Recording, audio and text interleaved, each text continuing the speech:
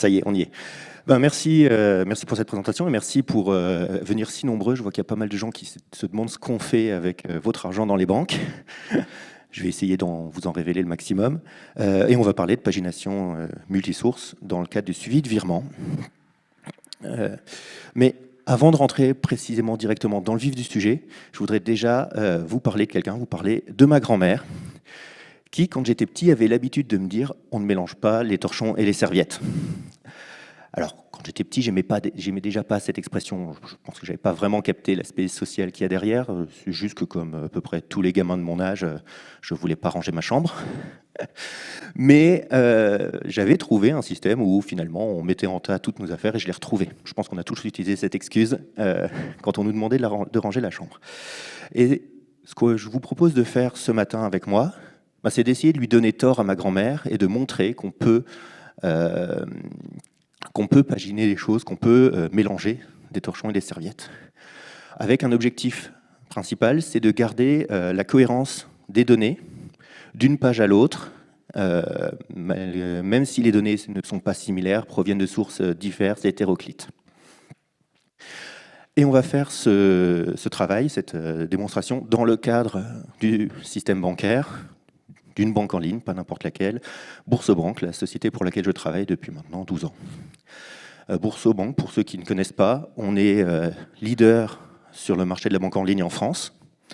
On vient de dépasser les 8 millions de clients, ce qui représente 12-13% de la population française.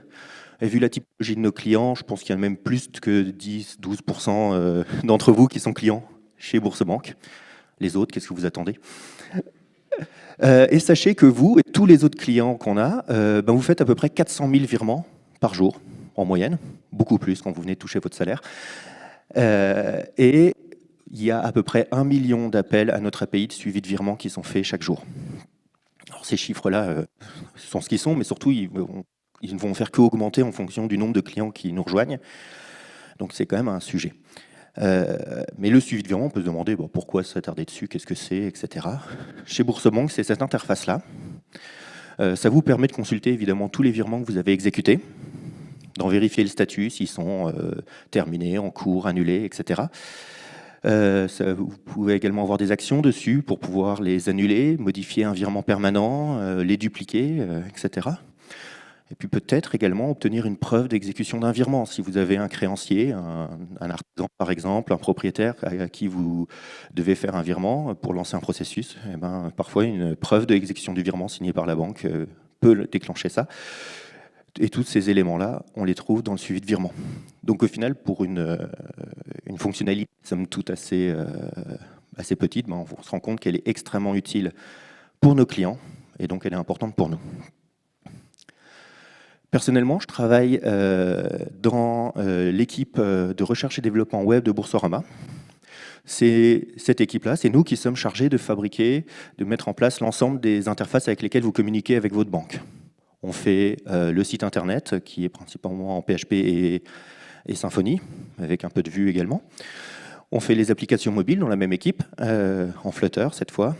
Mais nous avons également une application pour l'Apple Watch, nous avons des chatbots, on a même eu pendant un temps une application Google Home. Et toutes ces interfaces que vous pouvez utiliser pour communiquer avec votre banque et récupérer des informations ou exécuter des actions, elles se basent sur une API HTTP qui est également faite par la même équipe de recherche et développement web. C'est principalement sur cette partie que je travaille. Qui est également en PHP et Symfony, et beaucoup de legacy.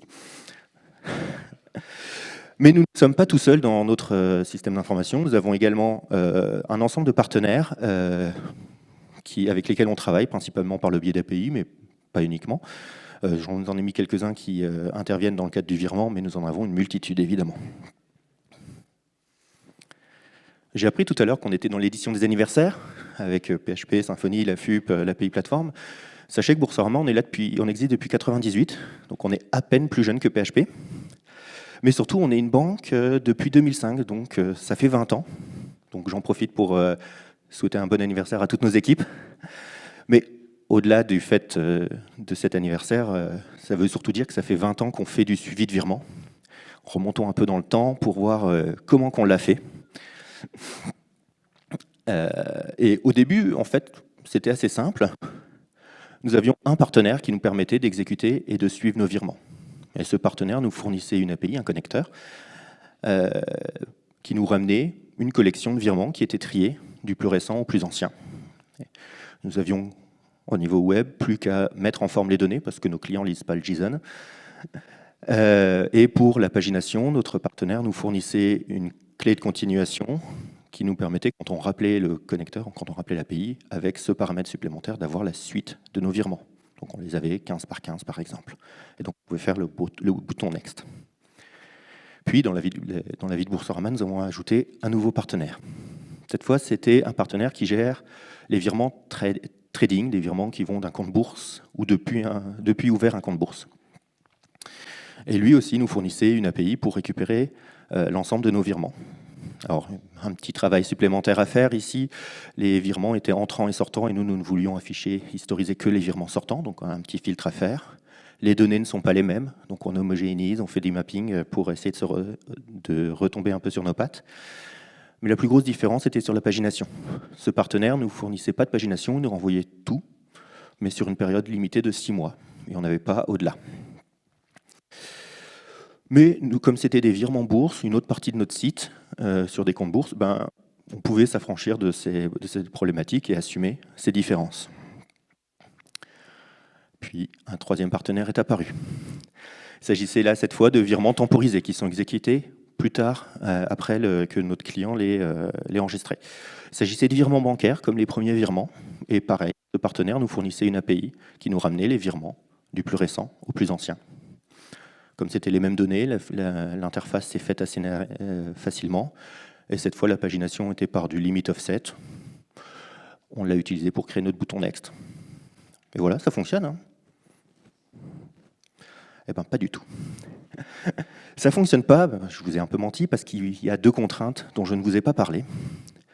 La première, c'est qu'on a eu comme contrainte supplémentaire, c'était de mélanger les données. Du point de vue de nos clients, que le virement vienne du partenaire Tempo ou du partenaire banque, c'était un virement. Donc il fallait lui afficher les données de la même manière, dans une seule et même liste. Et un élément supplémentaire, c'est qu'on voulait masquer l'origine des données. Pareil, pour nos clients, il s'agit juste de virements, quelle que soit la source d'origine. Donc on ne devait pas, par exemple, avoir 2 pages différentes, etc. Et quand on dit ça, on dit comment est-ce qu'on va faire? Prenons un exemple, on a là 2 appels pour nos 2 partenaires, et on va essayer de construire notre première page. Si on garde la même interface visuelle, qu'on affiche 5 virements, on prend les 5, on les trie par ordre sur notre premier appel entre nos 2 partenaires. Puis pareil sur la seconde page, et on se rend compte qu'on perd des données. Donc c'est pas bon pour la cohérence. Nos clients veulent récupérer leurs virements, ils les ont pas. Donc cette approche naïve, on l'oublie. On va plutôt essayer de trier les données de chaque appel. Voilà, ça fonctionne, plus de perte de données. Vraiment. Parce que des données de deuxième appel de notre premier partenaire sont plus récentes que des données dans notre second partenaire. C'est un peu compliqué, mais je vais faire d'autres dessins pour simplifier les choses. Donc, en tout cas, on a un manque de cohérence dans nos données. Si on va d'une page à l'autre, on se retrouve avec des données plus récentes que la première page. Ça ne va pas. Et en plus, si on regarde un peu les paramètres de nos appels, autant sur le premier appel, il n'y a pas de paramètres, tout va bien, mais le deuxième, on va être obligé d'indiquer à notre API les paramètres pour chaque partenaire. Et de ce fait, on expose l'architecture, l'origine des données.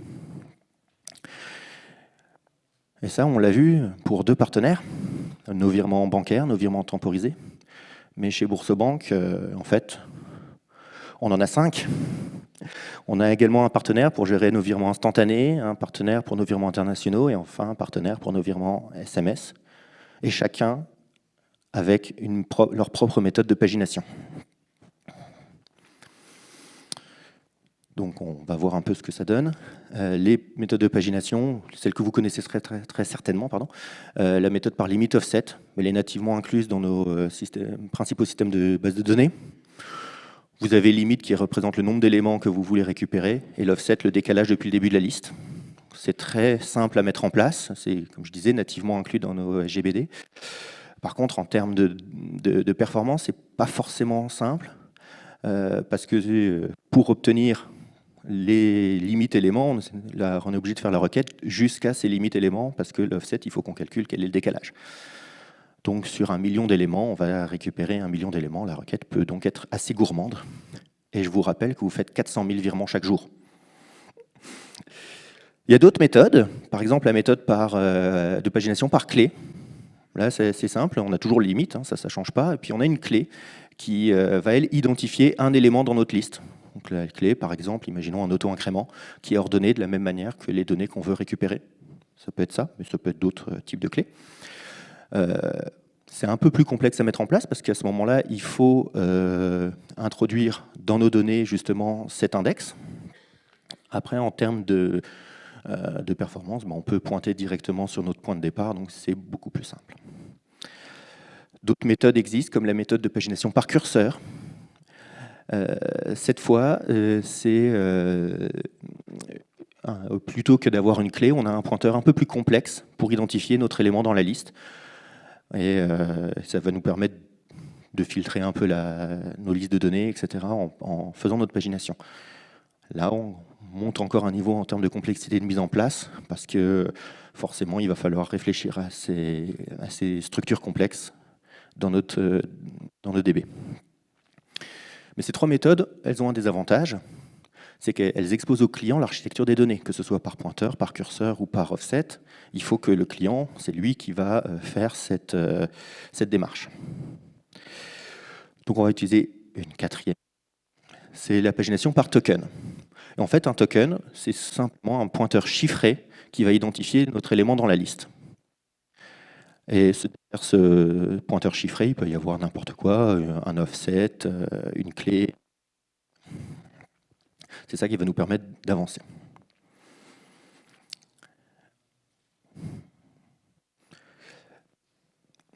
Donc si on sur tout ça, on va pouvoir commencer à essayer de faire notre récupération de données. Donc rappelons un peu notre contexte. Nous avons 5 sources de données, chacune avec leurs propres API et leur propre pagination. Nous avons des virements qu'on veut qu'ils soient triés par date, quelle que soit la source. Et on veut masquer l'origine, encore une fois. Vous avez compris, on va essayer d'utiliser le token qui chiffre complètement notre architecture.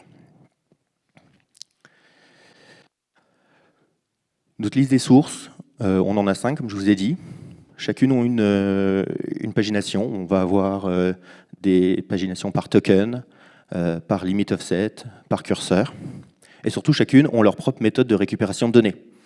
On a parfois une requête SQL, des API REST, on a des API SOAP, et encore, on s'est débarrassé des API XML RPC il n'y a pas longtemps.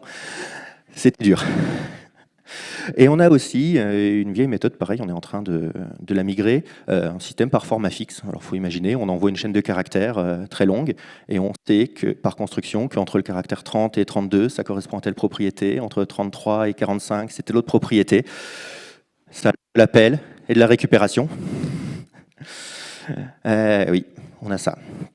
Et bon, pareil, on a fait des méthodes pour mapper ça et utiliser des objets, parce que sinon, on s'en sortirait pas. Mais voilà, c'est ça de travailler dans le milieu bancaire. Au niveau du code, on a représenté ça par une énumération. Ça nous permet d'identifier chacune de nos sources de données. Et on a une contrainte assez forte, c'est que tous nos partenaires doivent nous rendre les virements, nous rendre les données, triées de la même manière, du plus récent au plus ancien. Ou parfois nous donner la capacité de changer l'ordre, et comme ça, nous, on peut récupérer du plus récent au plus ancien. Pour chacune de ces sources, on a mis en place ce qu'on a appelé un source retriever. C'est un service qui est chargé de s'occuper d'une source. Parmi ses responsabilités, il va exécuter tous les appels aux partenaires. Et donc s'occuper de cette gestion, est-ce qu'on fait une requête SQL, est-ce qu'on fait un appel REST, SOAP ou ce format fixe. Ce service va également gérer la pagination, donc le type de pagination, c'est à lui de découvrir et de demander les paramètres qui vont bien. Et enfin, il est également chargé en sortie de nous formater les virements pour qu'on ait un objet qui soit comparable. Ils partagent tous une interface qui expose une méthode fetch source page qui prend des paramètres en entrée et qui nous ressort une source page en sortie. La source page, c'est une structure de données qui présente un identifiant de source, les données de l'appel courante, la collection de l'appel courant, évidemment, et potentiellement les données, les paramètres de l'appel suivant. Ce qui nous permettra donc de continuer à naviguer dans notre source. Et dans la collection de données, on a un item de virement qui récupère au minimum le montant, le compte émetteur et le compte récepteur, le libellé du virement, la date, le statut et d'autres éléments qu'on veut pouvoir afficher à nos clients. Mais plus important, ils partagent tous la même interface pour avoir une méthode qui permet de les trier les uns par rapport aux autres et savoir quel est le virement le plus récent.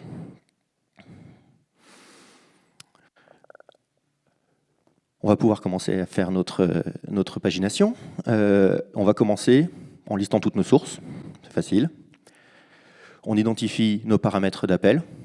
Globalement, pour la première page, il y aura juste le compte qu'on est en train de requêter.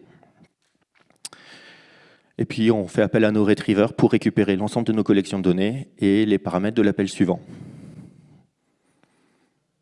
Pour le fonctionnement de cette solution, on ajoute un petit offset, vous allez voir à quoi il sert. Et là, on va pouvoir commencer à travailler pour récupérer notre collection finale. On s'est dit qu'on voulait 10 éléments par page. Eh ben, on va commencer.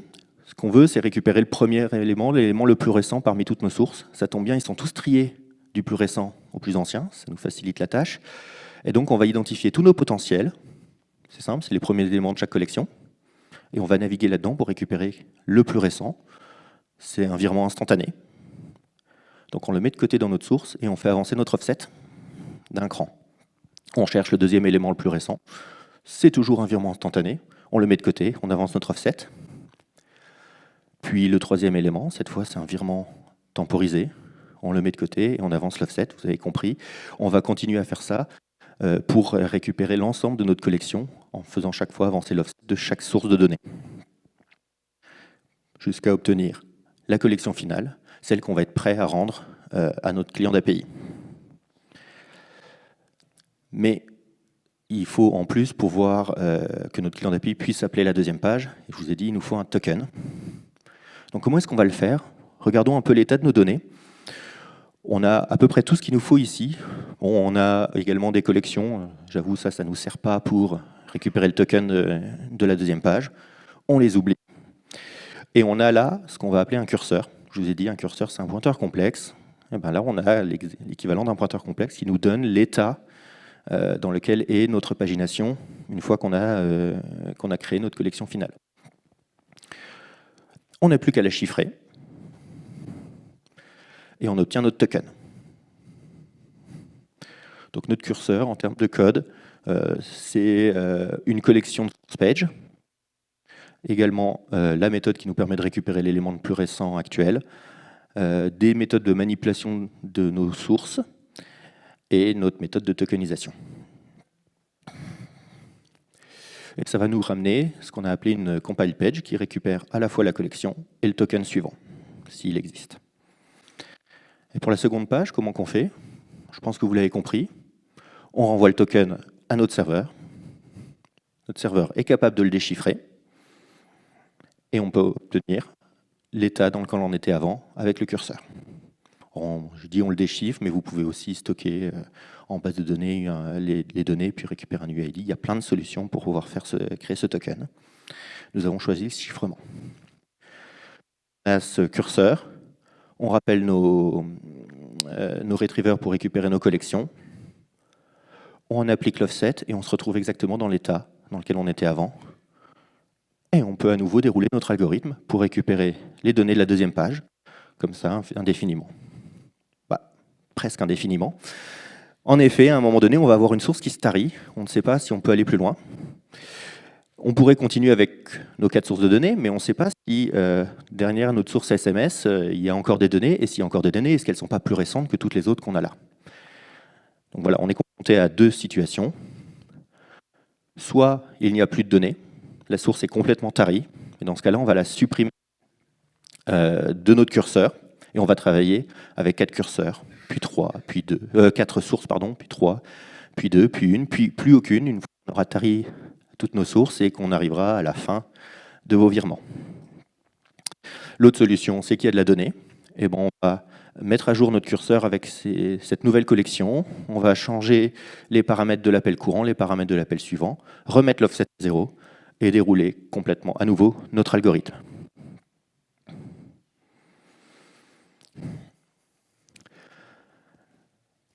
En termes de code, nous avons mis en place ça au travers d'un service, Multisource Paginator, qui expose une fonction paginate qui prend en paramètre un curseur. La première chose qu'on va faire, c'est d'initialiser notre curseur, c'est-à-dire appeler tous nos retrievers pour récupérer l'ensemble de nos collections de données. Puis on va préparer notre boucle pour récupérer nos 10 éléments. La première chose qu'on fait dans notre boucle, c'est de consolider le curseur. C'est cette étape où on vérifie pour chaque source si elle est tarie, si on doit la supprimer, la mettre à jour ou ne rien faire. Puis, on récupère le premier élément parmi tous nos potentiels, on le met dans notre collection finale et on tourne encore la boucle une dizaine de fois. Évidemment, il y a des conditions de sortie si jamais on a atteint toutes nos données qui a moins de 10 éléments, mais je ne les ai pas représentées ici pour simplifier. On va ensuite retourner donc notre compile page qui ramène donc notre collection et le curseur tokenisé. Donc là, on a vu un peu le cœur du réacteur, comment ça fonctionne du côté serveur, mais la pagination, c'est aussi des interfaces, c'est comment que vous utilisez vos données. Ben, il y en a plusieurs, des paginations. Nous avons par exemple la pagination assez commune avec les numéros de page. Ça fonctionne très bien avec un limit offset. Vous pouvez même, si votre partenaire vous donne ça, vous pouvez accéder directement à la dernière page ou faire un peu de la prospection intelligente en lançant plusieurs appels pour récupérer les pages suivantes, les préparer si elles existent. Avec un système par token, vous pouvez également mettre en place, même avec un offset, vous pouvez également utiliser une pagination précédent suivant. Donc là, à chaque fois, on vous permet d'accéder à la page d'avant ou la page d'après. Ou un bouton afficher plus, permet de, quand vous avez affiché tous vos éléments, d'afficher la page suivante. Ou encore, une évolution de cette dernière, c'est le scroll infini. C'est à peu près ce que vous avez dans vos réseaux sociaux. Quand vous arrivez en bas de la page, on va chercher la page suivante directement, comme sur X, LinkedIn, YouTube, ou le suivi de virement chez Boursorama. Et là, vous voyez que cette interface, au final, on récupère l'ensemble de nos virements, l'infinite scroll, et on peut avoir des virements qui viennent de notre source payment, de notre source banque, de notre source internationale, sans vraiment qu'on s'en rende compte. Heureusement pour les virements internationaux, vous avez la devise, sinon ça serait un peu compliqué. Mais à part ça, vos données, c'est transparent de votre point de vue.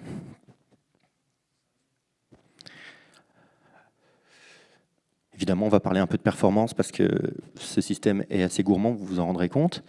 Pour la petite histoire, ceux qui sont...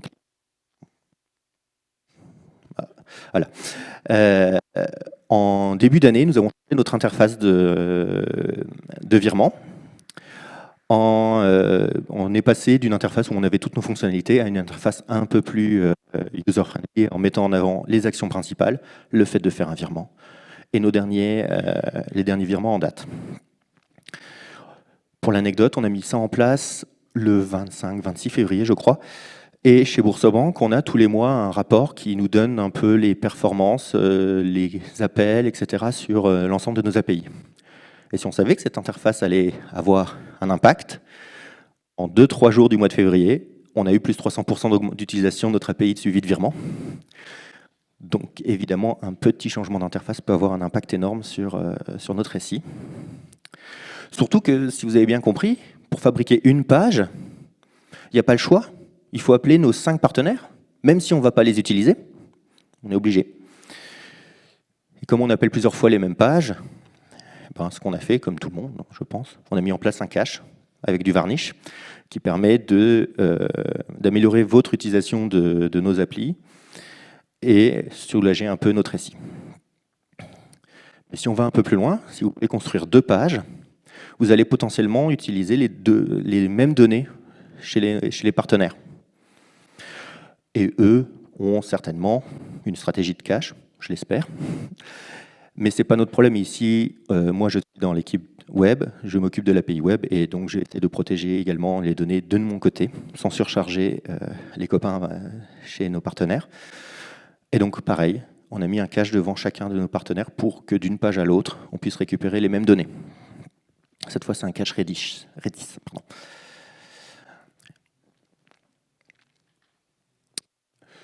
Dans notre système, les virements, c'est une donnée qui est persistante à long terme.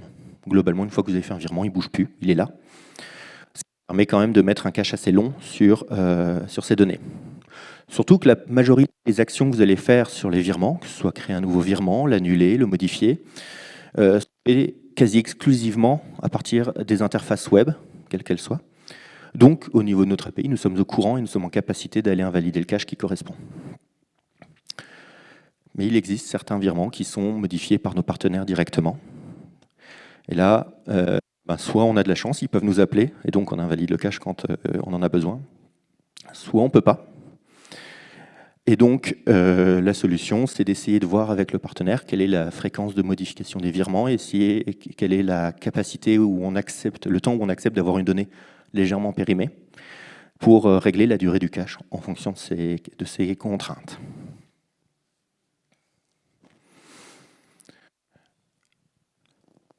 Cette solution, je l'ai mise en place en 2019, il me semble, lorsqu'on a ajouté le virement instantané au sein de Boursorama.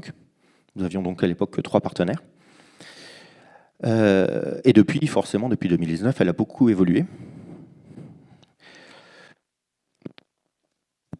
On a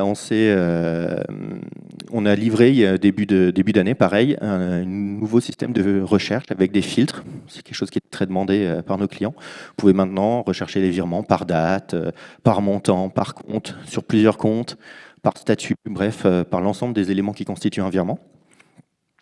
Et on s'est demandé comment faire pour conserver cette cohérence avec les fils de recherche. On ne voulait pas envoyer les fils de recherche à chaque page, à chaque appel. Mais je vous ai dit, on travaille avec un curseur au final à l'intérieur de notre serveur. Et un curseur, c'est un pointeur complexe. La seule chose qu'on a fait, c'est qu'on lui a également ajouté nos fils de recherche. Comme ça, ça permet d'être tokenisé avec le reste des éléments. Du point de vue des ça ne change pas. Je travaille toujours uniquement avec un token, donc les appels ne changent pas. Et nous, côté curseur, on a d'une page à l'autre l'ensemble des paramètres de recherche qu'on va pouvoir appliquer soit dans notre API web, soit les envoyer aux partenaires selon les cas de recherche. Mais depuis le début, je vous parle de virements, d'items de virement. Et en même temps, dans le code, dans ce que je vous ai montré, je parlais que d'items interface, que d'items. Parce que cette situation, cette solution, elle est assez agnostique du virement, elle n'est pas dédiée au suivi de virement et on a pu l'utiliser sur d'autres choses. Par exemple, on a une page chez Boursorama qui permet de lister toutes les opérations sur plusieurs comptes. Et notre partenaire bancaire qui nous donne ces données-là n'a pas d'API multi-compte, il nous donne les opérations compte par compte. C'est pas grave, on a mis en place notre système également. Sauf que cette fois, c'était toujours la même source qui était répétée. Bon, manque de peau, comme je vous ai dit, on utilisait la source comme identifiant, et là, ça ne pouvait pas marcher. Après, on a ajouté un UID devant chaque source. Comme ça nous permet de l'identifier, de récupérer les données, de savoir laquelle on met à jour, laquelle on supprime de notre curseur. Et pareil, tout comme les fils de recherche, cet UID, il est tokenisé facilement et on le récupère d'une page à l'autre.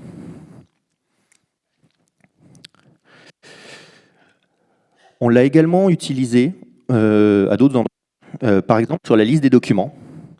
Alors, il n'y a pas d'évolution majeure sur le système, mais nous avons une multitude de partenaires qui nous fournissent des documents. et qui change en fonction du contexte dans lequel vous êtes. Globalement, vous n'allez pas avoir les mêmes documents. Si vous êtes en train de récupérer ceux de votre crédit immobilier, ceux de votre compte bourse ou ceux de votre carte bancaire.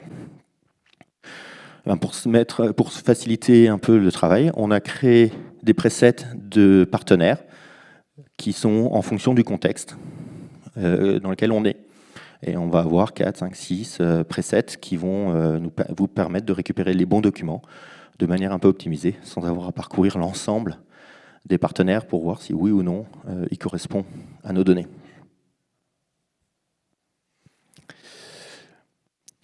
Donc, je prends un peu vite. Au final, on a vu qu'on a pu mélanger toutes nos données, tout en maintenant une cohérence entre nos pages. On se rend compte qu'il n'y a pas de trou d'une page à l'autre. Et on a masqué les données. Au final, on ne sait pas d'où elles viennent. Donc je crois que vous serez d'accord avec moi pour dire qu'on a réussi à donner tort à ma grand-mère. Moi, c'est Mathieu Desnouveaux. Je suis développeur senior pour Boursobank. Je m'occupe également de l'AFUP Lorraine. Je participe au TechFest, qui est un regroupement de la tech en Lorraine. Comme ça a été dit en introduction, je suis également sketchnoteur de conférences. Vous me verrez souvent avec un iPad en train de faire des carrés et des flèches dans les travées. Vous pouvez me contacter et même voir un peu tout ça à travers mes réseaux sociaux, sur le handle MDesnouveaux ou sur mon site où je publie un certain nombre de ces dessins.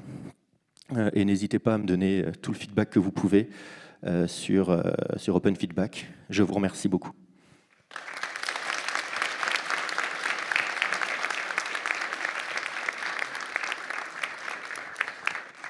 Merci Mathieu, on a un peu de temps pour les questions, si vous en avez. Bonjour, merci.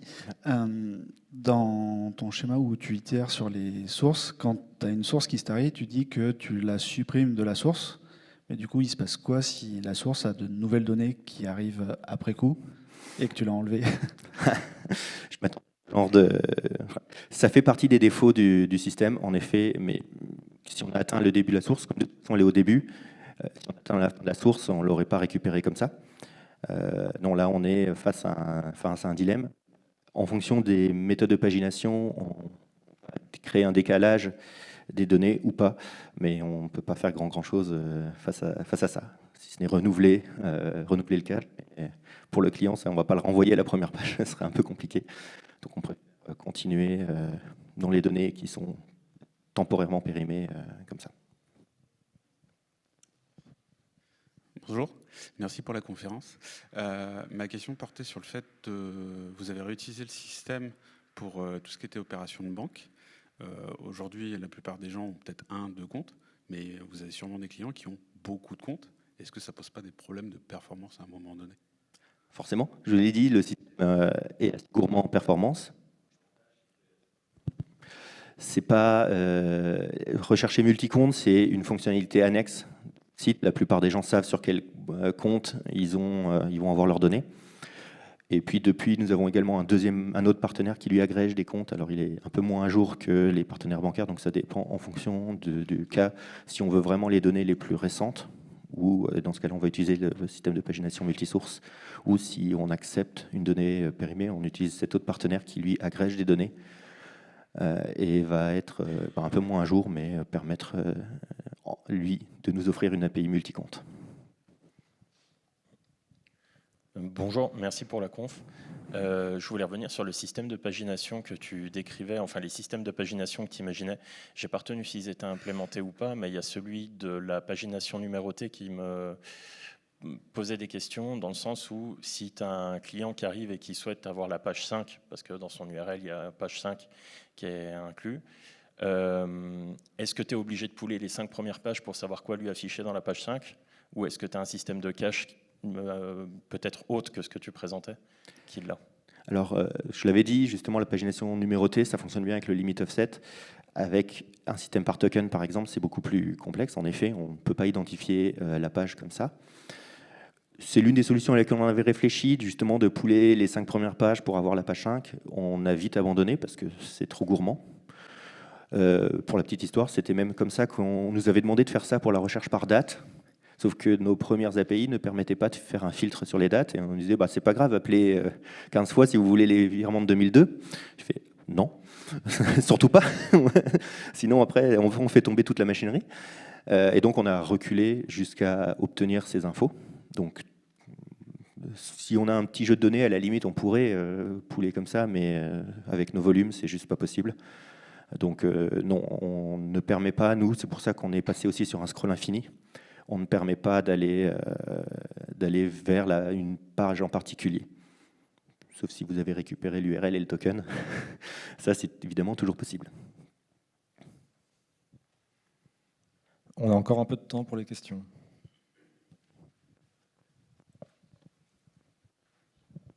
Bonjour, merci. Alors, j'ai peut-être pas compris, mais du coup, pour la recherche par date, comment ça fonctionne? Ben alors, initialement, on ne pouvait pas, c'est ce que je disais. Et ce qu'on a fait quand vraiment le besoin est devenu pressant à travers toutes les équipes métiers et auprès de nos clients, c'est qu'on a travaillé avec l'ensemble de nos partenaires pour faire évoluer leurs API, pour qu'elles intègrent une recherche par date. Donc ça a été un travail qu'on a fait l'an dernier et qui a donné lieu donc à cette conférence. Mais voilà, on a intégré ce système récemment. Donc maintenant, on ne voulait pas le faire aux côtés de l'API Web parce que c'était extrêmement coûteux. Et donc ça fait partie des paramètres de recherche qu'on envoie directement à nos partenaires pour leur dire on veut les virements du mois de décembre 2022. Voilà, plutôt que de boucler nous jusqu'au mois de décembre 2022. Salut, merci pour la conférence. Les slides étaient vraiment super. Merci. Petite question, parce que là vous êtes en synchrone, si je comprends bien, avec une stratégie de cache. Est-ce que vous avez réfléchi à passer en asynchrone et à projeter les données de votre côté, ou il y a trop de volume, ou je sais pas. Alors, il y a plusieurs raisons. Bon, déjà, c'est un système qui est assez ancien. Comme je vous dis, on l'a mis en place il y a déjà 5 ans, puis ça a même 20 ans pour certaines briques. On y réfléchit et on est aussi lié à des contraintes qui, elles, sont contraintes de sécurité réglementaire. Les différentes briques du SI d'une banque n'ont pas les mêmes droits, entre guillemets, pour stocker des données de nos clients. Donc, si on veut commencer à agréger dans la partie API Web, au-delà d'un système de cache qui est volatile, mais l'ensemble des données de nos clients, on switch de cadre réglementaire, donc il faudrait qu'on fasse évoluer d'autres choses. Là, ça nous permet de laisser cette partie-là à nos partenaires. Bonjour, merci pour la conférence, c'était vraiment très clair et très bien expliqué. On a nous-mêmes une problématique similaire à la tienne dans un contexte multitenant, et j'aurais voulu savoir qu'est-ce qui se passe quand une de tes sources de données ne te donne pas le count complet des éléments qu'il possède. Est-ce que ça t'a bloqué quelque part? Est-ce que ça a nécessité que tu forces tes sources à fournir cette information? C'est une bonne question. On a différentes manières de régler ça en fonction du contexte. Par exemple, pour les documents, c'est des données qui sont, on va dire, un peu importantes au sens au moment où on veut les consulter. Le document, on va pouvoir le récupérer une autre fois si jamais il y a une source qui est en rade ou qui ne redonne pas tout. Et dans ce cas-là, on a décidé de tout renvoyer, de renvoyer même des portions de données. Pour les virements, on a plutôt considéré que c'était important d'avoir tout et de ne pas fournir une information tronquée à nos clients. Donc là, on a fait le choix, c'est un choix par design, et tombe en panne, ne nous donne pas toutes les données, etc. Dans ce cas-là, l'API est cassée et on demande au client de revenir le temps que ça soit réparé, quelle que soit la chose qui soit tombée. Donc on a préféré...